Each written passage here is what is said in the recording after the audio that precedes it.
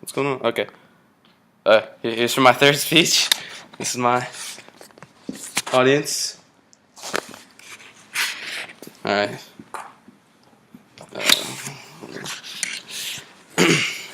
Let's see where we can set this. All right.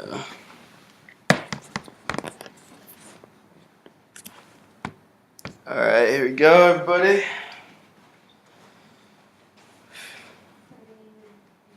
All right. So my speech is about lowering the drinking age in America. The reasons which I think that the drinking age should be lowered is number one. It's pretty much the most disobeyed law, and not many people can argue about that. People, if the age were lowered, I think that those people, teenagers, would act more responsibly. And I'll get to that in a little bit. We're going to discuss that. And also colleges. Everybody thinks a lot of people think of college as parties and drinking. I think if we lower the drinking age, and I'm saying lower it to around 18. We'll get to that in a little bit. I think that the colleges would have less issues to deal with, and they could focus their time and money on things that are of more importance, I believe. Yes.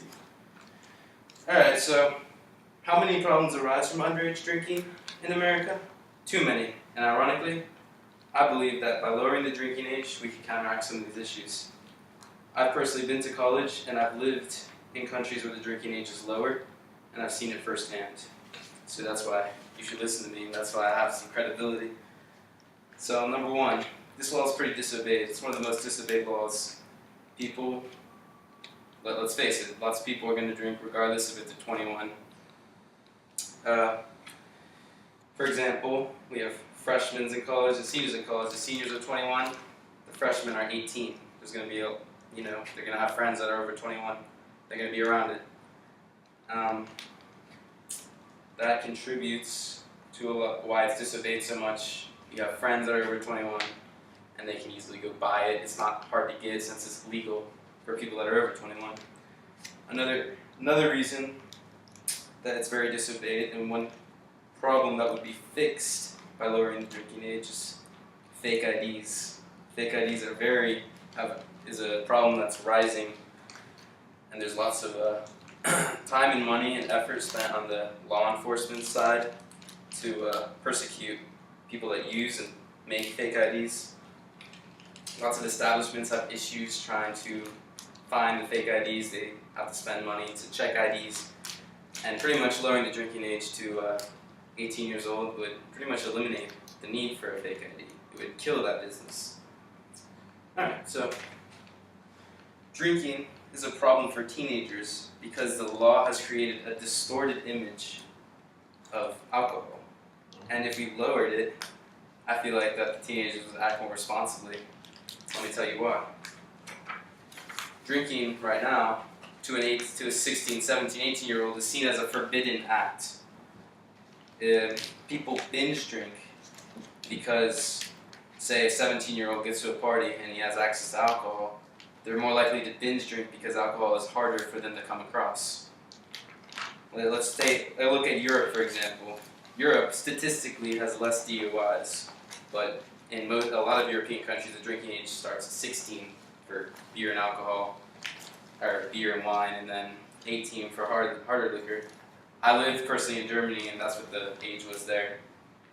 It's less of a big deal to the kids because from an early age, their parents will let them have a glass of wine, have a beer. It's not a big deal, so when they come across alcohol, they're less likely to binge drink. And personally, when I was there, every single outing we went to, they had a designated driver. Personally, here, when I've been out, I haven't seen it as much here. And not only will teenagers act responsibly, but could also cause less issues on college campus. Like I said before, there's freshmen and there's seniors in college. They start at 18, they usually end around 22.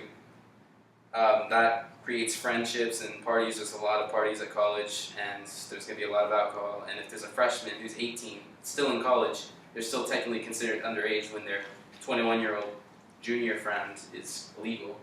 So that causes a lot of issues. Like our roommate, we had 4 roommates. One of my roommates had a party. He was 21, but then he got cited for underage drinking because my other roommate had a party. and they caught him, and we were all there.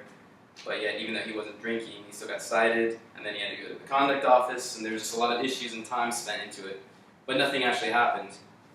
And like for example, at college parties, they don't ID. No one's checking IDs, so it happens a lot.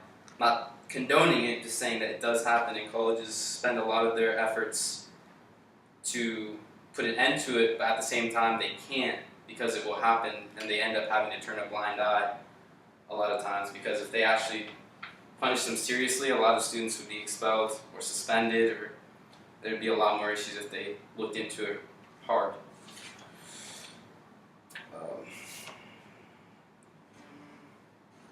So let's conclusion. This law is broken. One of the most broken laws in America. It's arguably one of the most disobeyed laws, regardless of people's opinions. It just happens.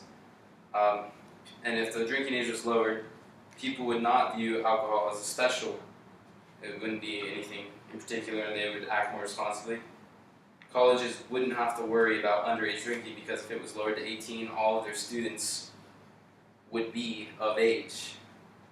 So, in conclusion, there are many pros and cons to lowering the drinking age, but in my opinion, since there are only a few countries in the world which the age is 21, all the other countries are 21 or under, I think there's really no reason for us to lower the drinking age here in America for the social work. Well, that's my speech. Thank you. That's poetry.